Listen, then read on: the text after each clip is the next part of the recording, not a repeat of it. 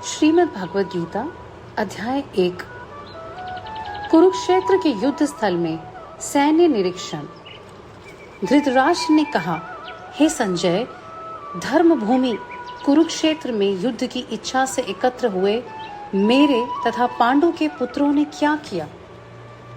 संजय ने कहा, हे राजन, पांडु पुत्रों द्वारा सेना की व्यूह रचना देखकर राजा दुर्योधन अपने गुरु के पास गया और उसने ये शब्द कहे, हे आचार्य, पांडु पुत्रों की विशाल सेना को देखें, जिसे अपने बुद्धिमान शिष्य द्रुपद के पुत्र ने इतने कौशल से व्यवस्थित किया है। इस सेना में भीम तथा अर्जुन के समान युद्ध करने वाले अनेक वीर धनुर्धर हैं, यथा महारथी युयुधान, विराट तथा द्रुपद। इनके साथ ही धृष्टकेतु, चेकितान, काशीराज, पुरुजित, कुंती भोज तथा शैब्य जैसे महान शक्तिशाली योद्धा भी हैं। पराक्रमी युधामन्यु, अत्यंत शक्तिशाली उत्तम औजा, सुभद्रा का पुत्र तथा द्रौपदी के पुत्र, ये सभी महारथी हैं। किंतु हे ब्राह्मण श्रेष्ठ, आपकी सूचना के लिए मैं अपनी सेना के उन नायकों के विषय में बताना चाहूंगा जो मेरी सेना को संचालित करने में विशेष रूप से निपुण हैं। मेरी सेना में स्वयं आप, भीष्म, कर्ण, कृपाचार्य, अश्वत्थामा, विकर्ण तथा सोमदत्त का पुत्र भूरिश्रवा आदि हैं, जो युद्ध में सदैव विजयी रहे हैं।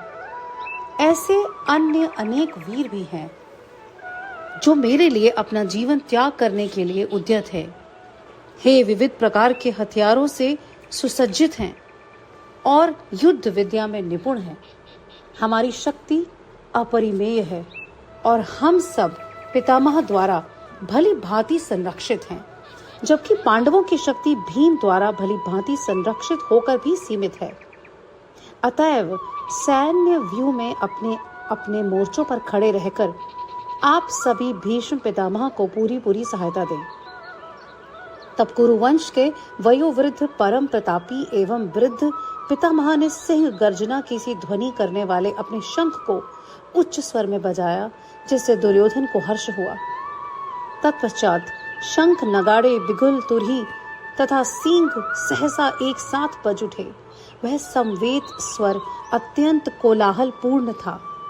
दूसरी ओर से श्वेत घोड़ों द्वारा सींचे जाने वाले विशाल रथ पर आसीन श्री कृष्ण तथा अर्जुन ने अपने अपने दिव्य शंख बजाए। भगवान कृष्ण ने अपना 5 जन्य शंख बजाया।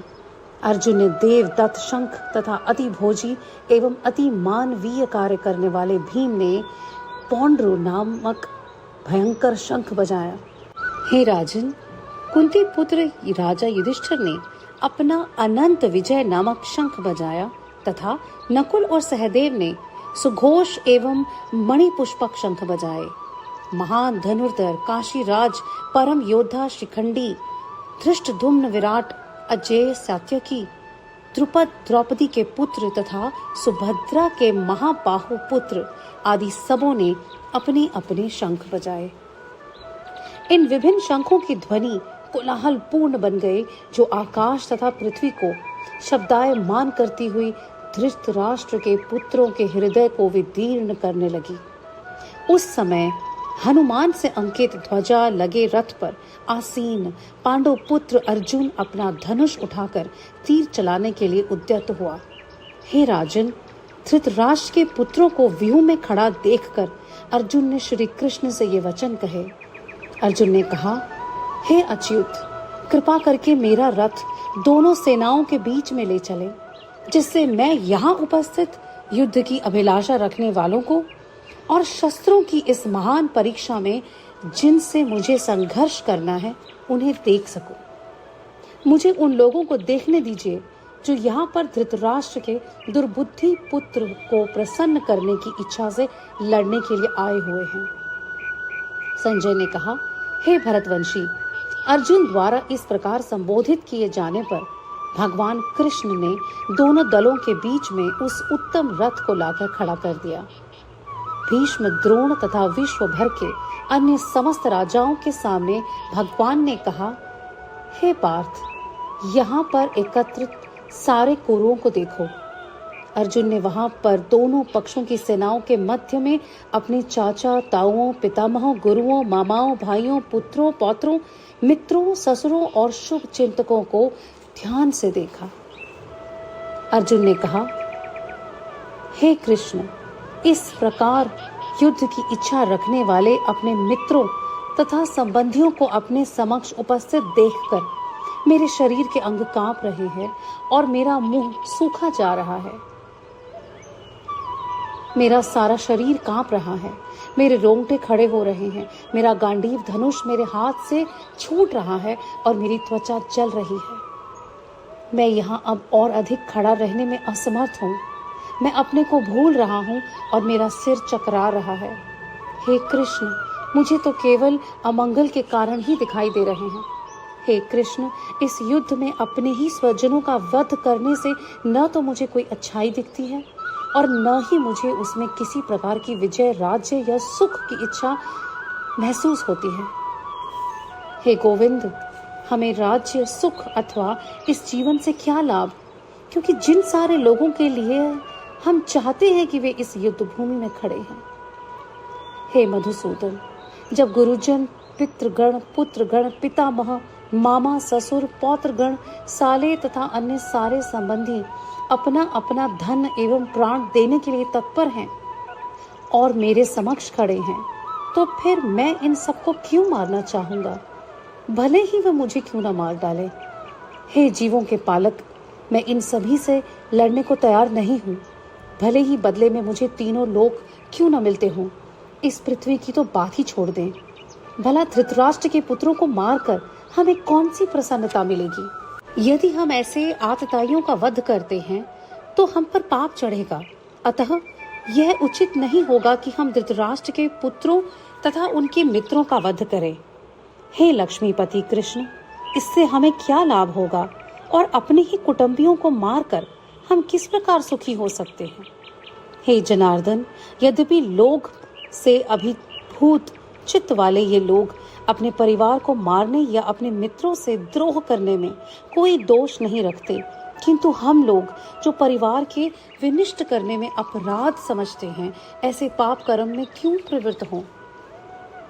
कुल का नाश होने पर सनातन कुल परंपरा नष्ट हो जाती है और इस तरह शेष कुल भी अधर्म में प्रवृत्त हो जाता है।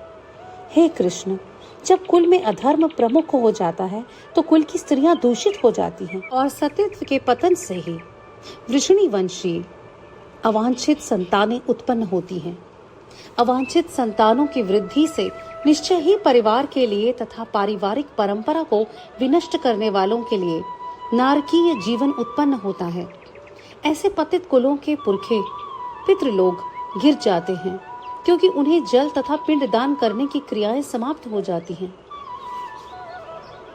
जो लोग कुल परंपरा को विनिष्ट करते हैं और इस तरह अवांछित संतानों को जन्म देते हैं, उनके दुष्कर्मों से समस्त प्रकार की सामुदायिक योजनाएं तथा पारिवारिक कल्याण कार्य विनष्ट हो जाते हैं।